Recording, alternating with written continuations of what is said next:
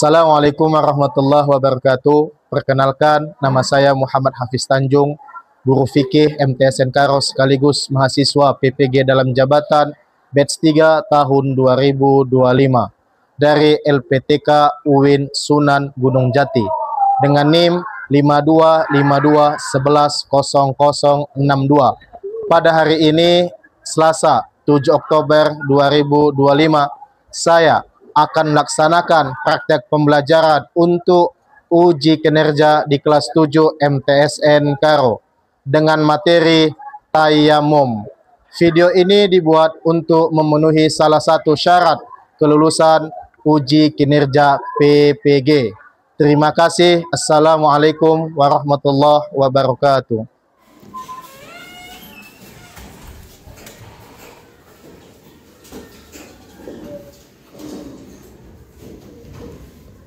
Baik, Assalamualaikum warahmatullahi wabarakatuh. Waalaikumsalam warahmatullahi wabarakatuh. Oke, apa kabar semuanya? Alhamdulillah, luar biasa, Allahu Akbar. Baik, sebelum kita mulai pembelajaran, alangkah lebih baiknya biar pembelajaran kita hari ini mendapat berkah dan rahmat dari Allah Subhanahu wa taala. Ayah minta satu orang perwakilan untuk memimpin doa. Mana ketua kelas? Ya, maju. Doa dimulai.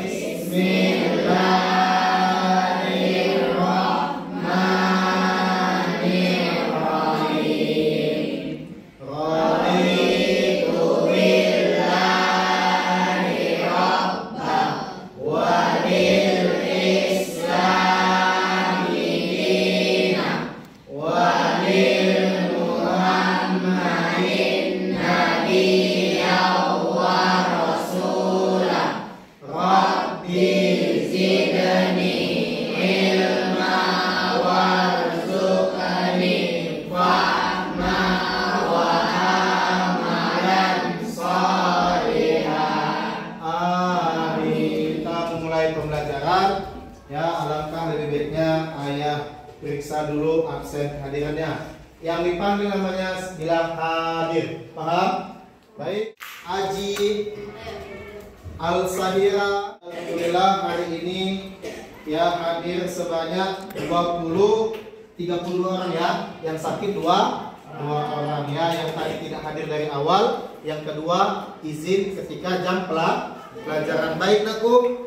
Sebelum kita mulai pembelajaran, ya nak ya, kemarin kita sudah belajar tentang wudhu, ya. Materi kita hari ini adalah tentang hadas dan najis. Tapi hari ini kita akan membahas tentang tayamum ya. Tapi sebelum masuk tayamum, kita bahas dulu pembelajaran yang lalu. Baik ya. Jadi minggu kemarin kita sudah belajar tentang wudhu, sudah praktek wudhu, apa rukun wudhu, niat wudhu, ya nak ya. Bagaimana cara berwudhu sudah tahu semuanya ya.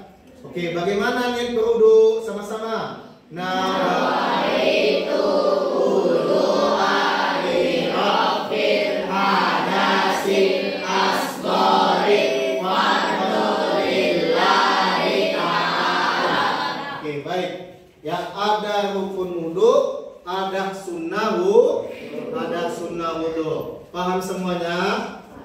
Itu materi minggu semalam. Baik, materi kita pada hari ini yaitu tentang tayamum. Ya, tentang tayamum. Baik, apa itu tayamum? Sebelum kita masuk ke materi, ayah mau tanya sama kalian dulu, apakah sudah paham apa itu tayamum? Yuk, siapa yang bisa jawab apa itu tayamum? Oke. Tayamum adalah membersihkan diri dari hadas kecil atau hadas besar. Iya. Habis itu? Oke, baik. Membersihkan diri dari hadas kecil dan hadas besar. Ya. Ditambah lagi, membersihkan dari hadas kecil dan hadas besar sebagai pengganti wudhu. wudhu mengganti air. Kalau tidak menemui air, maka boleh dengan cara bertayamum. Baik, ya. Tayamum. Oke, tujuan pembelajaran kita pada hari ini tentang tayamum yaitu adalah menjelaskan pengertian tayamum. Jadi kita harus paham dulu apa itu pengertian tayamum, ya. Lalu yang kedua menyebutkan hal-hal yang membatalkan tayamum. Apa saja yang membatalkan tayamum, ya. Yang ketiga memahami kewajiban bersuci. Kenapa kita diwajibkan bersuci? Kita harus paham, ya. Yang keempat mempraktekkan tayamum dengan baik dan benar. Yang kelima, ya, menumbuhkan sikap disiplin dan khusyuk dalam melaksanakan sholat. Dan yang terakhir yaitu memahami hikmah dan manfaat dari tayamum. Sampai sini paham? Paham, ya? Jadi ada 6 poin kenapa kita harus belajar tayamum. Baik. Selanjutnya, apa yang dimaksud tayamum dan apa perbedaan wudhu dan tayamum? Masuk ke materinya. Perhatikan. Pengertian tayamum, ya, ada 2, secara bahasa dan secara istilah. Secara bahasa tayamum berasal dari bahasa Arab, ya, al-qasd, ya, yang berarti maksud atau bertujuan. Ya, ini secara bahasa atau secara lughawi. Kalau secara istilah, tayamum adalah tata cara bersuci untuk menghilangkan hadas.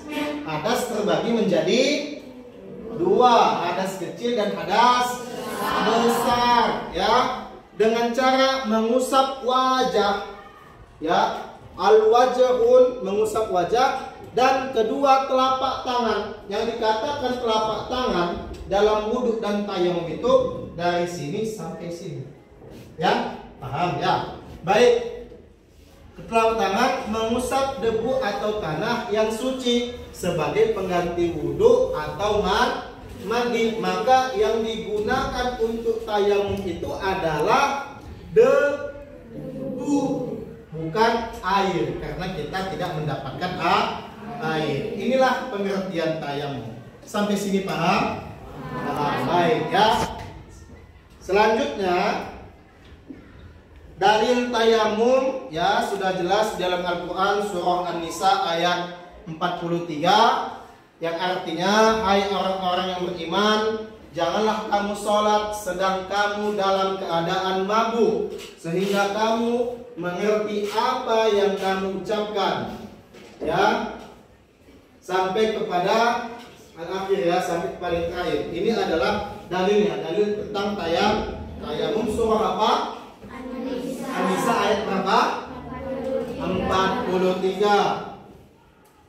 Lalu sebab diperbolehkannya tayamum, kita harus paham kenapa kita diperbolehkan tayamum, ya.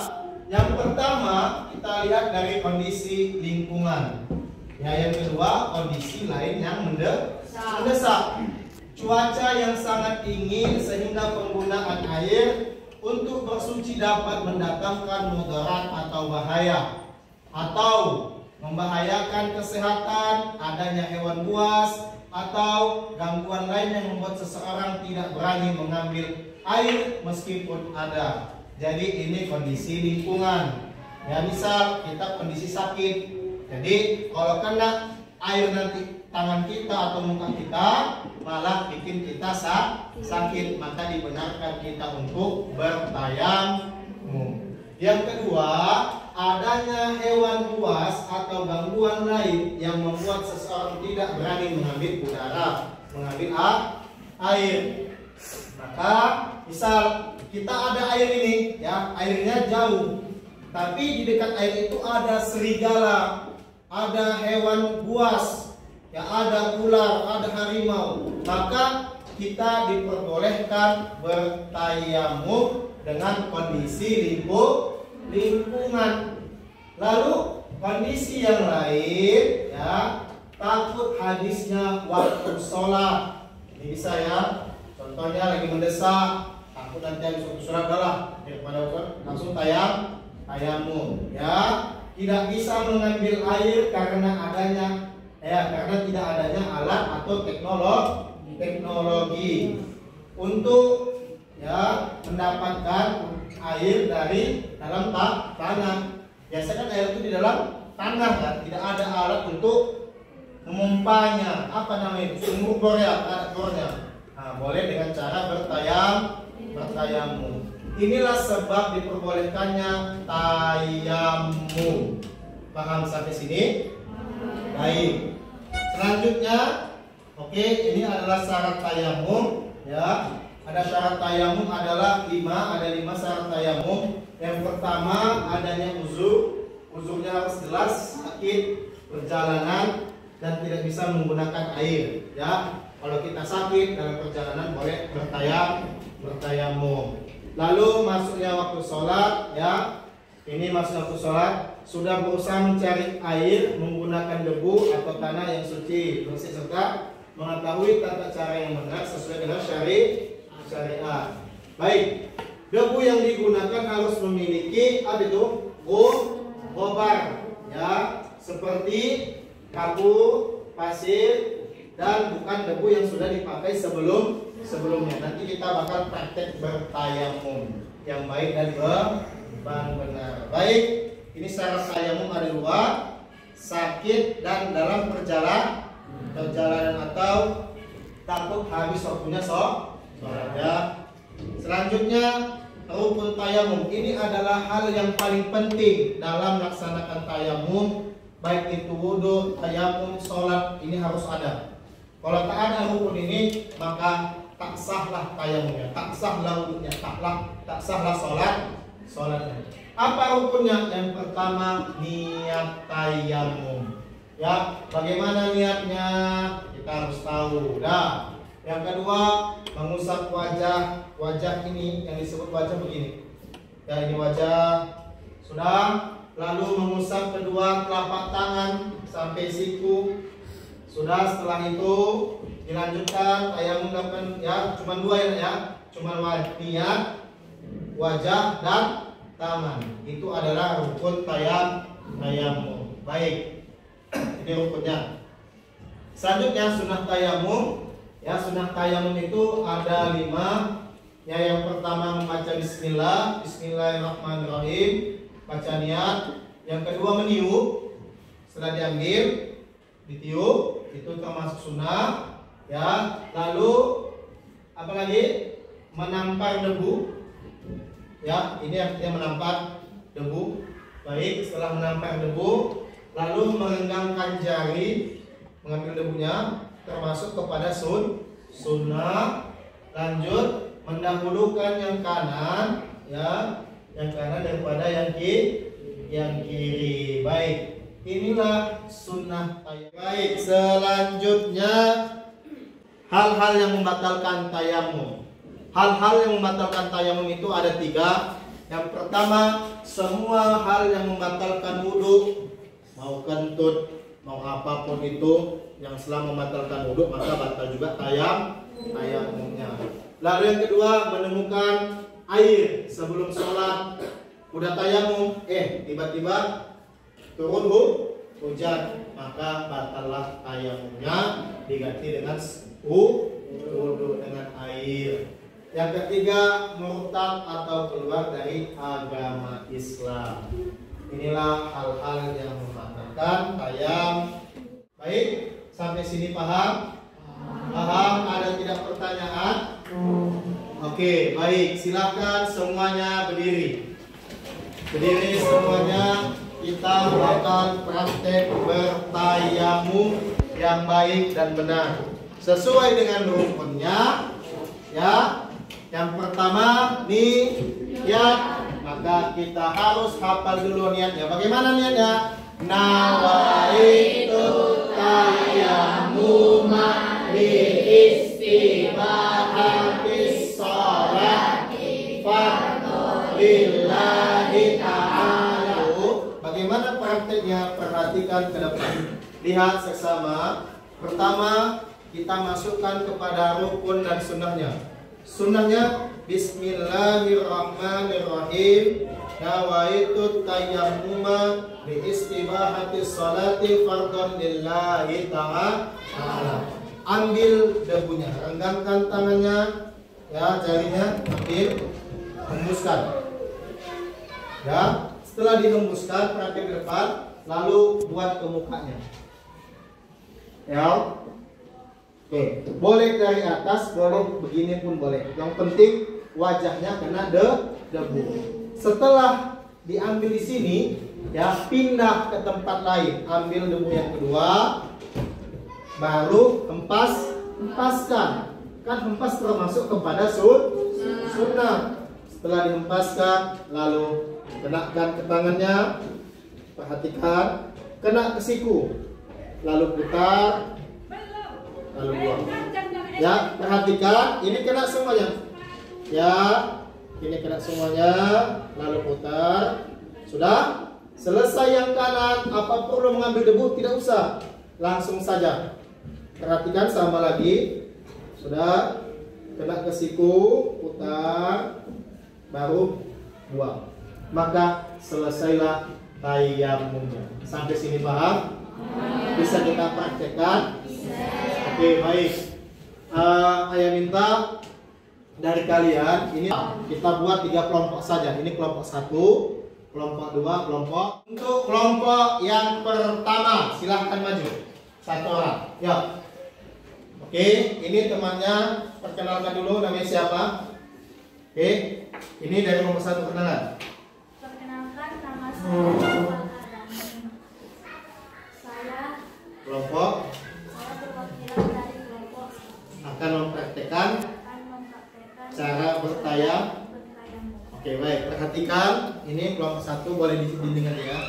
Oke, perhatikan cara pertama adalah Yang pertama adalah niat. Niatnya yaitu nawaitu tayammuma li istibahati sholati fardhillahi ta'ala. oke, silakan.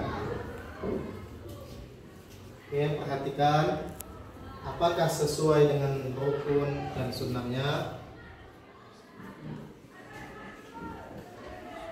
Oke.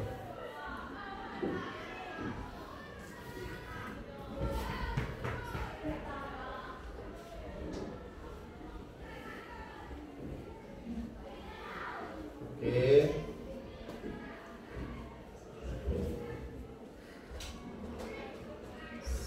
Oke, tepuk tangan untuk kelompok 1. Terima kasih. Untuk kelompok ya sedikit ayat memperbaiki, bukan mensalahkan, memperbaiki bagaimana cara yang baik. Yang kelompok pertama tadi sudah betul, ya sudah benar. Cuman sunnahnya belum dapat. Yang pertama, kelompok pertama tidak membaca Bismillah. Ya, Bismillah tadi sama Bismillahirrahmanirrahim. Lalu niatnya, lalu ambil debunya, renggangkan, tiup boleh luar, boleh pas di luar. Muka tadi sudah betul. Pindah, ya pindah. Udah, hempaskan lagi, baru. Oke. Baik, kelompok pertama itu saja. Sudah benar nak ya, cuman kurang ya. Tidak dapat sunnahnya. Sampai sini paham semuanya? Cara bertayamum ini bisa dilaksanakan di rumah. Ya, bisa dilaksanakan dalam keadaan ya sakit atau dalam perjalanan, boleh digunakan tayamumnya. Tapi harus diingat ada rukun dan sunnah tayamum. Baik, sampai sini ada pertanyaan alun. Kita tutup pembelajaran kita pada pagi yang berbahagia ini.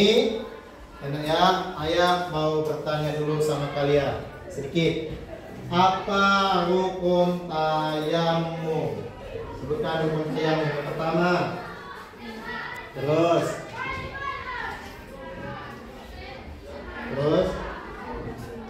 baca, terus iya, tangan. Oke, tepuk tangan dulu ya. Ya, untuk pembelajaran pada hari ini dengan membaca lafaz alhamdulillah, alhamdulillahirabbil alamin. Kurang lebihnya ayah mohon maaf. Assalamualaikum warahmatullahi wabarakatuh.